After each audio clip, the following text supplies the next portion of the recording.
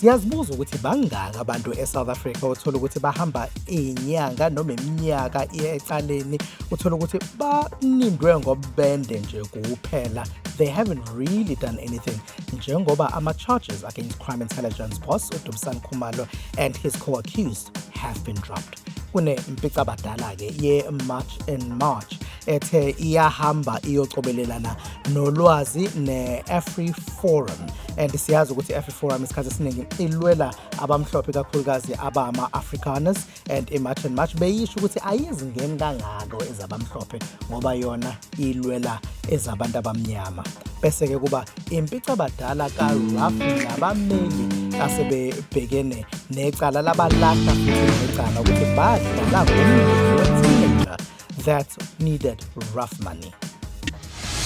Politics, justice, umnotho, emphakathini. The stories that matter, wrapped up for you every week. This is the Gagasi FM News Wrap, hosted by Spumelele Zondi.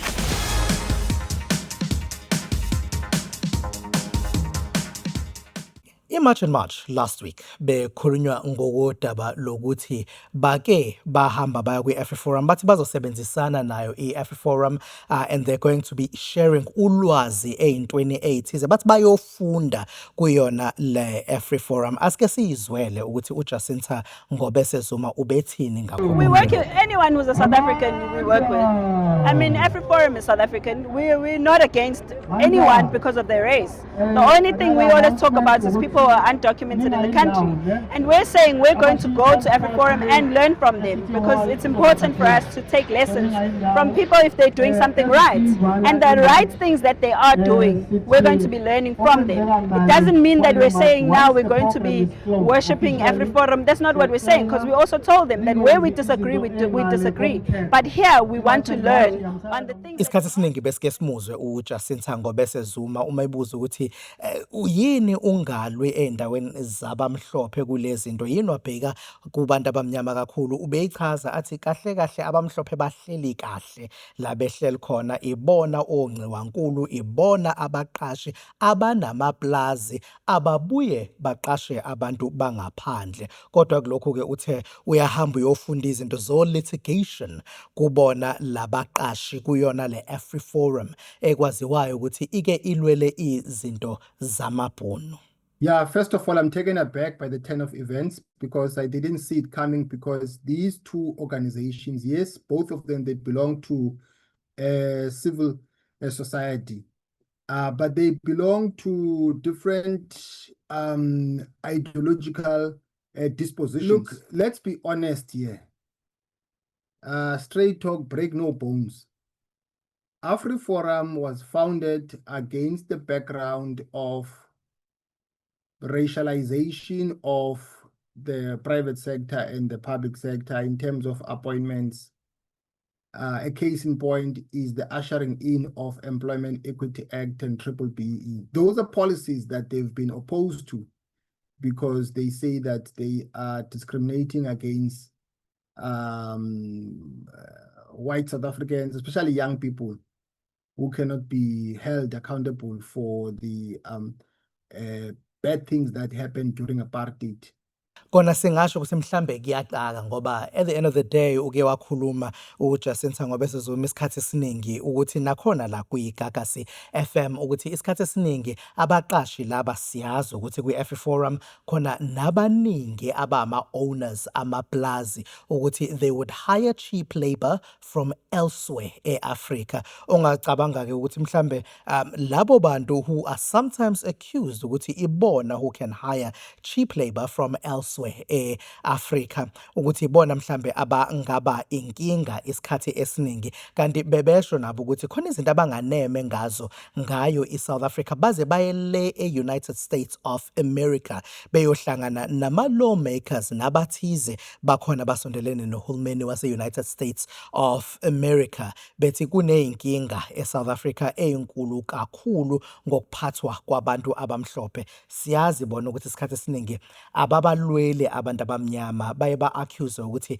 balwela abamhlophe, beke kukhulunywe nangama-farm attacks, into ekade bekhuluma ngayo khona laphaya kwi-AfriForum, ukuthi manje umuntu waselokishini olahlekelwa umsebenzi nabanye abantu abamnyama bazobalwela kanjani-ke, noma bazoba nendaba ukuthi bacobelele ulwazi ukuthi wena muntu omnyama, nawe muntu omnyama olwela umuntu omnyama, ulithole lolu sizo olufunayo. Asazi, kodwa-ke uJacinta we-March and March uthi ubona kanjalo ukuthi lukhona ulwazi ayolithola laphaya kwi-AfriForum.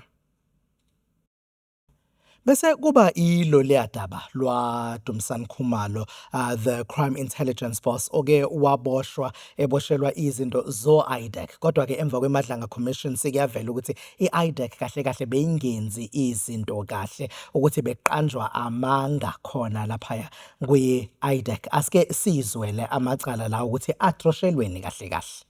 The IDEC people are trying to get the lawyers of the affected people to agree to an earlier date, which is sometime this week. But if they are not able to do that and get all of the people or most of the people in court to withdraw it formally, then they will have to stick with the date of the 3rd of September, which was the date that was set anyway. But we are trying, because we just want this matter to be dealt with, we are trying to have it done this week, if all the people are there. But also, they have informed me that even if not all of them are there, because it's a withdrawal, if majority of them are in court, then we are able to do it. Therefore, we'll just see as to whether that will materialize, but it's something that we want to do as quickly as possible. Khumalo ujabuleke ngokuthi they've been dropped, these charges against him. Uthi yena usazoqhubeka nje alwele abantu base South Africa. But then one